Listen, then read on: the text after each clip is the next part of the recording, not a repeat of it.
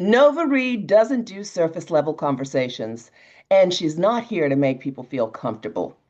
A UK based author, educator, and producer, she's known for cutting through performative progress and getting to what really change looks like and requires honesty, accountability, and the willingness to look inward. Her work is shaped by lived experience and grounded in mental health training, brings both emotional depth and psychological precision.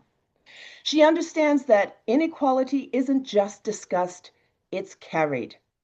From founding New Bride to authoring The Good Ally and producing Hidden Histories, Nova's consistently challenging the gap between intention and action. Because this isn't about saying the right thing, it's about doing the work. Welcome, Nova. Thank you, Lynn. So tell me, have there been, is there, are there many people who have influenced you since you were a young woman?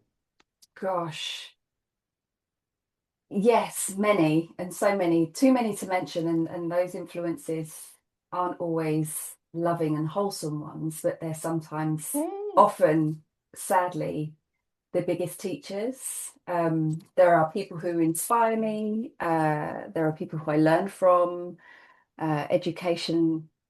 Educational leader like Stella Dadsey, for example, was prominent in civil rights movements in the UK. She's still alive now. She's still in the work. And I would say, she and the group, OWAD, the Organisation of Women of African and Asian Descent, spearheaded Black feminism movements in the UK. And there's a lot we can learn from our past that I think will help us navigate today. And Mm. so I'm always interested in learning. And, the painful lessons are hard, but yeah, as I mentioned, they're the biggest teachers. Are there specific things that you remember that really had an impact or influenced your early life? Perhaps a moment in time, um, things that identified, helped you identify who you are and what fairness looks like? I I remember on my wedding day, my dad made a off the cuff speech. Me and my dad are quite similar in the fact that we can have scripts, but however we feel on the day, we'll abandon them and just speak from what feels most truthful. And that's what my dad did on our wedding day. And he said something. He said, "I've always had a really strong sense of fairness from a young girl." And I've never heard him describe me like that before. And he would recount incidents where people were very unwell at school, and I would get so upset that other people were unwell. I wanted everyone to be well all the time. And I learned, I didn't understand racism, but I learned that my place in the world was somehow different. And I think a defining moment for me was 7 years old when I was pointed out in the street by a young girl who was younger than me. I was around 7, and she must have been 2, possibly 3 years younger than me. She pointed to her mum and she asked her why I was the same colour as Poo Poo. And it wasn't the little girl's curiosity or the fact that she associated brown with feces and nothing positive. It was her mother's embarrassment and shame and her pulling her away from me like I was contagious that really stayed with me and made me think, oh, okay, I'm somehow different and I somehow don't belong. And there's something about me that other people are seeing as wretched. And so my tiny 7-year-old self was trying to process these big feelings and make sense of them in the way that I knew. And it was, I would say that was a huge moment that showed me I somehow didn't belong where I was in Hertfordshire in England. Ah, I mean, as a person of color, and certainly as a Black woman, I think we have all had moments, um, some early, some later, some still today, Yes. um, that have impacted us and made us feel less than or other than and uncomfortable. I mean, I can remember when I was 12 years old on the bus with my little sister, and we got off, and actually, some people, some Black people looked at us and spat on us as we got off the bus and called us Puerto Rican bitches. Yeah, I'm I'm sorry. Black, I'm not Puerto Mm, Rican. mm. And it was just devastating. It leaves you feeling just so shocked that people, but when it's a young child like that, it's really Yeah, it really highlighted to me how early this starts. exactly. And some of the work I did shows research shows that young children are learning nonverbal cues from 7 months old and expressing racial bias from 3 years old. So it's very young. It's very young that this kind of conditioning starts. Whether they understand it, what they're doing is mimicking the adults and the societal cues around them. How did, this is obviously something that has stayed with you through the course of time. How has that defining moment weighed on you and for you to use your voice and your impact to create change?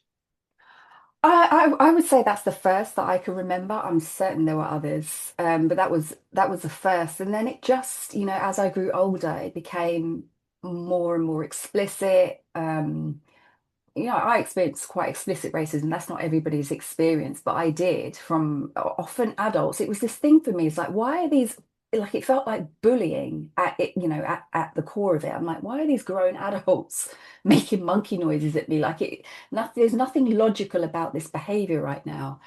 And there was so many accounts, there were so many incidents from primary school right through to senior school, and then it started to take on a more, I would say, covert um, model when I was doing my dissertation at uni and in dance college. I studied as a professional dancer. My first love was theatre, and so it's very much about what you look like. And I'd be sent on castings, and I wouldn't get the role. And in those days. We weren't really talking about racism as explicitly as I think we are now. Certainly Mm. not we certainly didn't recognize the more coded racism as explicitly as we do now. And I didn't recognize it. And they would say things like, darling, you're too dark, darling. We've gone with somebody with lighter skin for this role. And those things were so normalized in the industry. Not only was it corrosive to self-esteem, I then normalize it. It just is what it is. I just don't look right. And then I started to internalize, well, there's something inherently wrong with me. And I think I'd already started to do that from that moment when I was 7 years old, because there wasn't anything strong enough, as much as my parents were trying to reinforce by buying me black dolls and telling me, my skin is beautiful. Everywhere around me told me something else. The behavior around me was telling me something else. Um, and so it causes this split in your identity, and you lose yourself. And so I think the catalyst to using my voice started when I was at professional art school. I wrote my dissertation. I had all of these experiences when I started to work, well, tried to work in the industry. And then I thought, right, rather than wait to get an agent, I'm going to produce my own musical showcase. And I had worked with an assistant director of The Lion King at the time. Shows how long that's been going on in this. And I said, look, this is what I want to do. Can you help? And so he gave me the money. I had the audacity at 21 to just ask this guy for money, and he gave it to me. He believed in what I was doing. And so he produced, he was the musical producer for me. I hired out the Menu Chocolate Factory Theatre, which is still going strong, and did some auditions for Black Talent, produced the show, invited agents. The BBC came along and captured some of it, and that catapulted some people's careers, because the message that we were getting was that there's not enough Black talent. That's why you don't see us on stage. And I'm like, well, we're All here. the We're not getting excuses. cast. We're being told we're too dark, or being stereotyped in these Yeah, tiny roles. Yeah. yeah. Not enough Black talent. Yeah.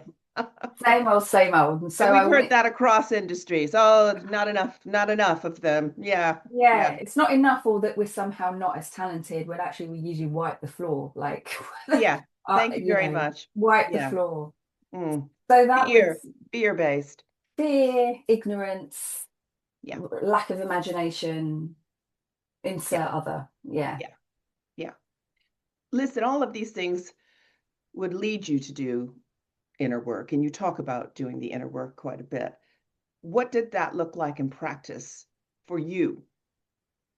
I'm trying to remember when I began therapy. I've always been very self-aware. Like I learned hypervigilance. I learned how to anticipate need early in order to keep myself safe. Some of that is from the environments I grew up in, and some of that is the wider societal environments I was also growing up in. And so I was very self-aware of how I come across, anyway, and also always being very curious about human behavior. And I was still working in the acting, in and out of the acting industry well, working part-time and in and out of auditions. And I was working for an organization that was supporting the mental health of young people. And the young people always came to me, and I was a good listener. I naturally was very good at holding space. And they said, we really would love to train you up and have you stay in this role full time. And I was like, no, I don't want to do that. I'm pursuing being an actress and I want to be doing musical theatre. And they said, well, we wouldn't get in the way of that. It would be part time and, please consider. And I thought, well, I'm very interested in human behavior. So let me take the training. So I started my therapy training as part of that role. And as we were starting, it became very clear that it is unethical for you as a practitioner to not be engaging in your own therapy. Mm. And so that was the beginning for me, like me starting to support some of these young people was reflecting back some of my own experiences and also things that I hadn't processed. So that encourage, like, I mean, you kind of have to, as a therapist, you have to engage in your own self-interrogation.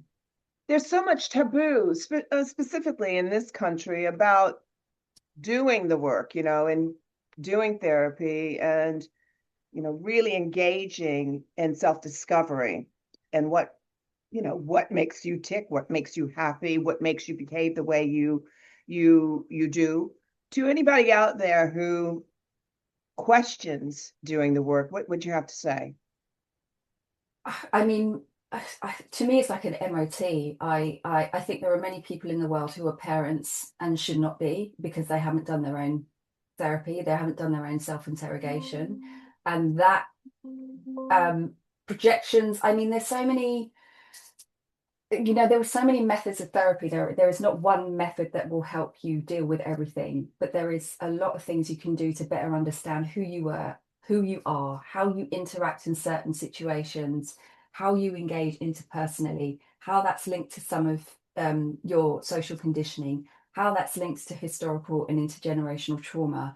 And I think if more people were aware of their behaviors and how they might react to certain situations, we'd be more able to respond to the challenges of today. There are a lot of people in power who I would say have never ever sat in a therapeutic space whatsoever, and they project their isms and schisms and bullshit onto other people. And I also think, when we're not looking at the parts of ourselves that we try and hide, the parts of ourselves that we think are not socially acceptable, the parts of ourselves that have been demonized, we cause a split. And then we end up not integrated, and that has a detrimental impact on not only how we see ourselves, but how we are in relationship with others. Everything is linked. How we parent, how we show up at work, how we lead, how we govern countries, everything is linked. And I would say right now that, society is not healthy right now. Oh my And God. And I when think, the, yeah, yeah, I mean, honestly, we know who let all the cockroaches out of the box and normalized this behavior, this incredibly bad, uncivilized behavior we're witnessing globally. But what are some of the subtle behaviors that people still normalize that quietly uphold inequality? I mean, there's so many. I'm now very keen on naming things as they are. Um, People can sometimes feel that they're morally justified in their right to harm another person. because of whatever narrative and whatever story they're telling themselves, or whatever it is that's happened to them in the past. And they can often weaponize their trauma in order to dominate, control, harm, diminish, humiliate others. And so um, I will name abuse when I see it. And I think abuse has been normalized. I think it's been normalized through the centuries and centuries of the transatlantic slave trade and the inability from our government to take responsibility and repair Mm, for that. So I think cultures of accountability are normalized. So when racism or any other ism is highlighted, we become more offended by what it is that's been highlighted than the harm that's happened. So I think a lack of care is it has been normalized. yeah. So I try and name things as that to try and cut to the chase and get to the root of the issue. Because we've all experienced lack of care. We've all experienced some degree of abuse. We've all experienced harm. Sometimes when you just name it as racism, and sometimes it's appropriate to just name it as that, there's a disassociation because not everyone has experienced that, but we've experienced abuse, harm, lack of care, and humiliation. And those things are unacceptable. Absolutely. And you're right. Everybody can identify with those things.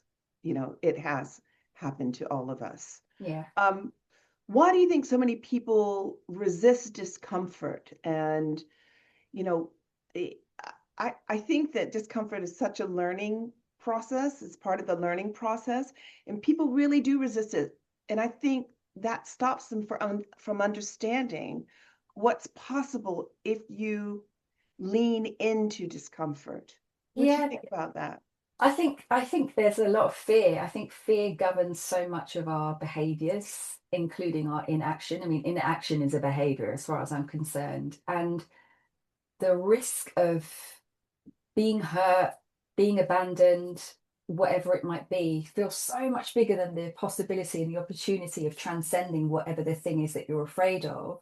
We stay stuck and we stay somewhere that makes us feel safe because it's familiar, whether or not it's healthy for us. If it's familiar, it feels safe. So I think fear is the biggest Mm. driver more than anything else, and lack of the unknown. Well, a feeling of unknown that just feels enormous, and it stops people from growing. Well, fear, I always say fear is like wearing cement shoes on your feet. You Oh, know, it, that's it yes, yeah. This and holds you and down, keeps you small. and you can't fight change. Change is inevitable, so you can fight it all you want, but there's a discomfort that comes with change. But if Yes. you lean into it, it will be an easier ride. I'm Yeah, not and I saying it's going to be, great. It's fun the whole no, but time. but then we conflate. If we talk about healing, I talk about healing a lot, and the importance of us to prioritize our healing in whatever ways we can. And so many people don't want to go there. They're like, no, but if I go there, I don't know if I'm going to get up again. Mm. And so there's a real fear that also we can't tolerate it. And that if we really acknowledge all of the things that have happened to us, all the things that break our heart or cause a lot of grief, that it would just be too big. And so we shut it up, pack it up, keep it small, and don't evolve as a consequence. Healing is not easy.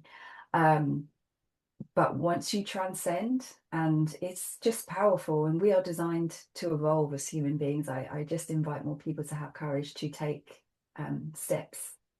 We've Yeah, got to open Pandora's box. we have to. I mean, the only way is through. Absolutely. Do you We're see not. a connection between burnout and emotional labor of navigating bias and systematic inequality? Oh, without a doubt, there's lots of research that shows the impact of racial weathering on our health, on our brains. Racial weathering can show up there's a study in the States in Black folk as trauma, the same as veterans who served in war and experiencing PTSD. Show the damage in the brain shows up the same. Sleep deprivation is something that is huge as well, obviously tied to burnout. I mean, I call it soul exhaustion now. Burnout never quite feels like it captures the enormity for me. But there's sleep studies that show the most sleep deprived people are Black women, and that has an impact on every system in your body, autoimmune,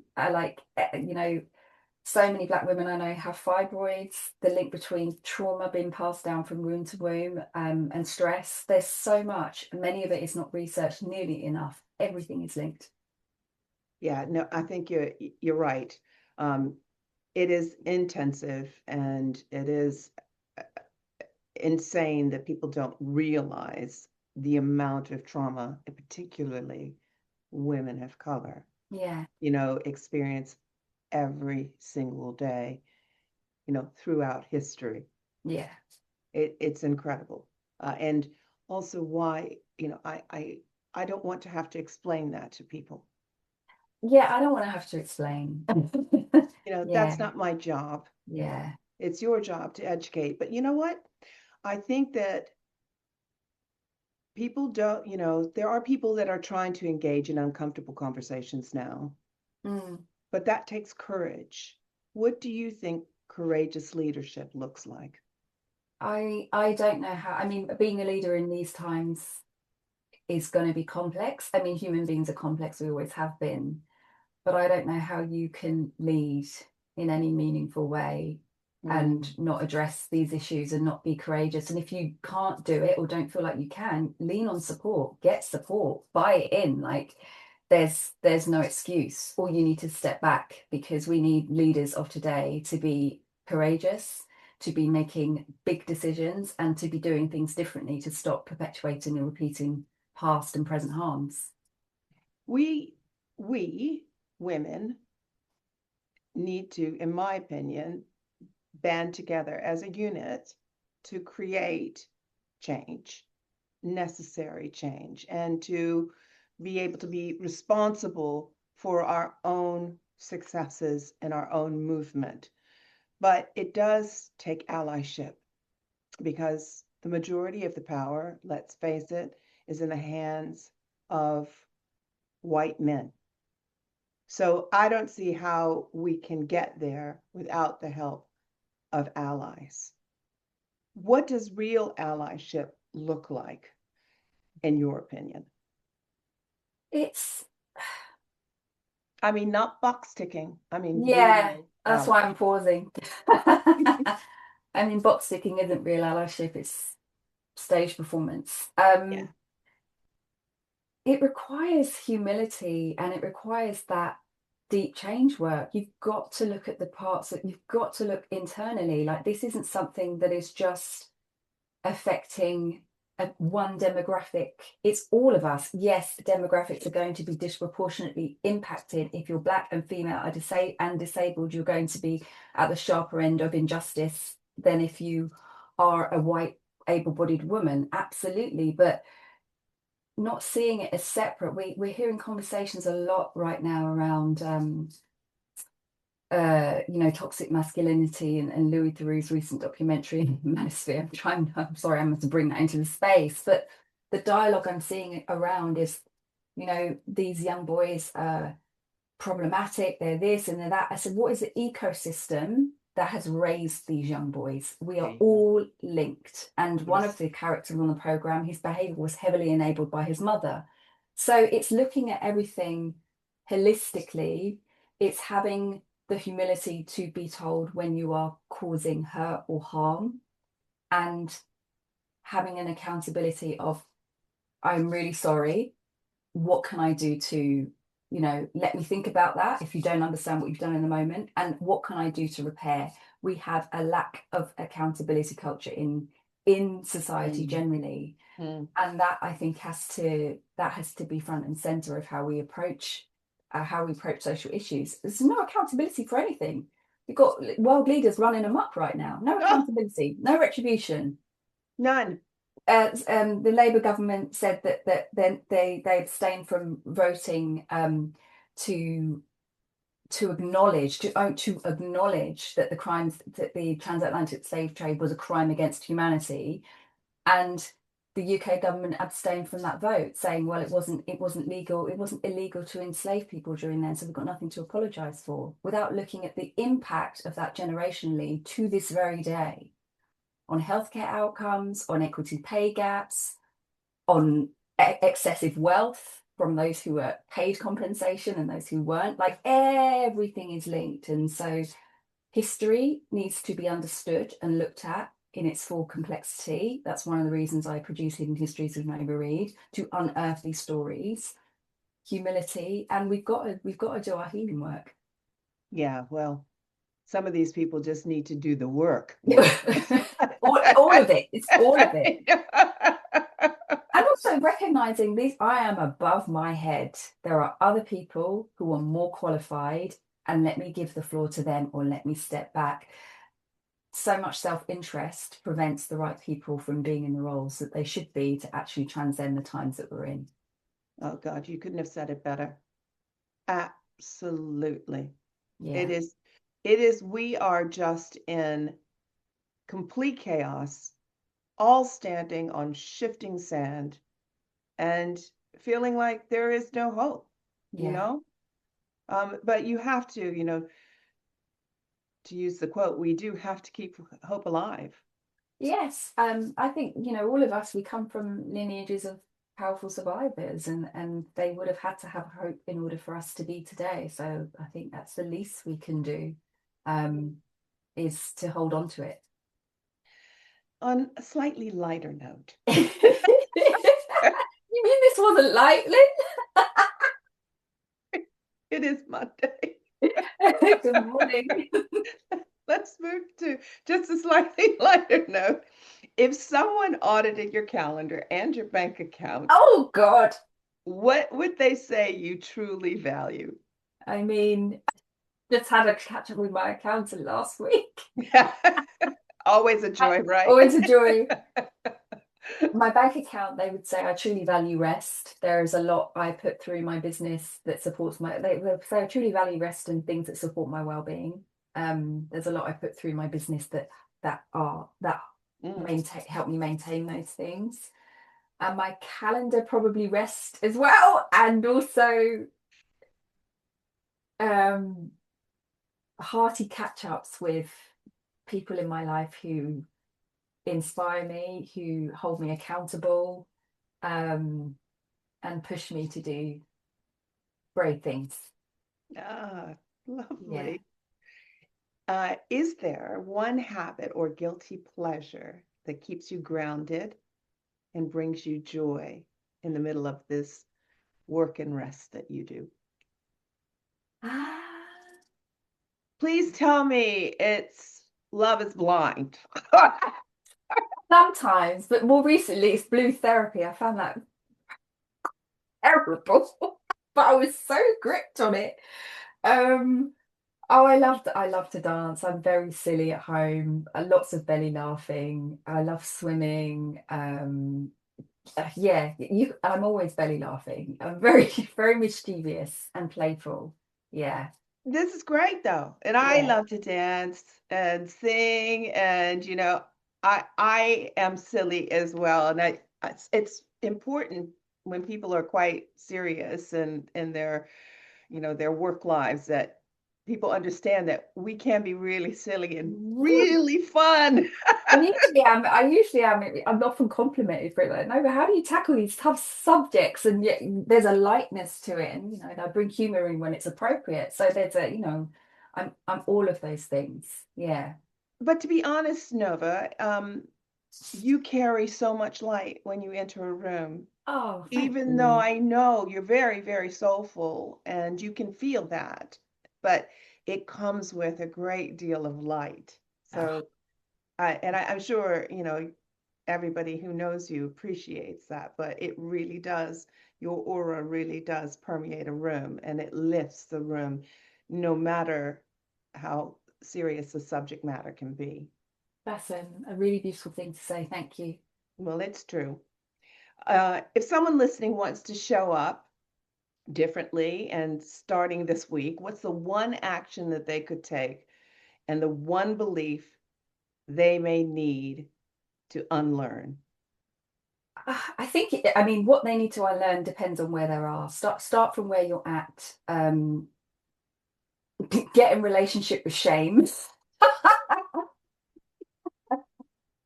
I don't think you can do any change work and grow and have the courage to look at parts of ourselves that we hide or beliefs that we may have had that are harmful or outdated without feeling shame. And so I really, really am an advocate for learning how to process shame healthily. Shame is a human emotion. There are many people who try to avoid shame and it ends up blowing out in all kinds of destructive behaviors. So don't be afraid of it, get to grips with it. The action depends on where you're at. I mean, The Good Ally, my book has lots of ideas. Mm. I think it's just being honest with where you're at and starting from there because we can't address what we can't name or what we're not honest about. And final question, if you could go back and speak to your younger self, what would you tell her? You are enough always. Excellent. Excellent. Tell us a little bit about your upcoming show before we leave. Yes, I'm doing the one woman show on. So this is me being brave. I'm going back to my theatre roots and doing a one woman show on the 23rd of June called Worthy, and it's all about worthiness and some of the joys and challenges I've had from being a Black woman leader. And it's going to be a real soulful, wonderful celebration of womanhood in all its glorious forms. So come along, Bloomsbury Theatre in London. Fantastic. We can't wait. Nova Reid, thank you so much for being my guest on She Means Business. I'll see you next time.